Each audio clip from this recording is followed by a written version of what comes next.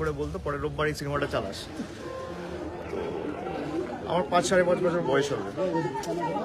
সেখান থেকে ওনার একের পর এক সিনেমা, যে সিনেমাগুলো দেখেছি প্রত্যেকটা সিনেমাই প্রায় আমার জন্মের আগে রিলিজ হয়েছিল। এবং ব্যক্তিগতভাবে আমি ওনার কাজ এবং ওনার যে বাংলা ইন্ডাস্ট্রি এবং সিনেমার প্রতি অবদান, সেটা স্বর্ণাক্ষরে আগামী কয়েকটা শতাব্দী জুড়ে লেখা থাকবে।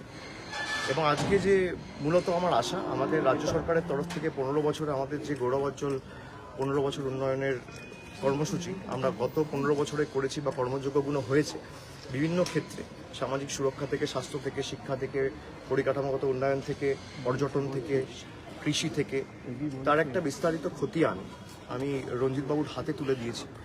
এবং কি অর্থনৈতিক প্রতিকূলতার মধ্যে সরকারকে কাজ করতে হয়েছে, বিশেষ করে বিগত 5 বছর 2021-এ দ্বিতীয়বার নির্বাচিত হওয়ার পর একদিক দিয়ে হাইকোর্ট বিচার ব্যবস্থার একাংশকে লাগিয়ে একাধিক সিবিআই কেস, অন্যদিকে বাংলার ন্যায্য পাওনা প্রাপ্য আটকে রাখা, আজকের দিনে দাঁড়িয়ে প্রায় বকেয়া পাওনার পরিমাণ 2 লক্ষ কোটি টাকা।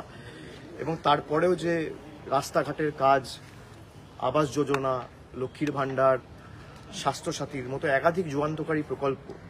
আগে সিপিএমের আমলে আপনারা দেখেছেন যে সরকারি কর্মচারীরা মাইনে পেত না এবং কোনো রকম কোনো আর্থিক বঞ্চনা ছাড়াও সিপিএম সেটা করতে পারেনি, তার সমাধান করতে পারেনি।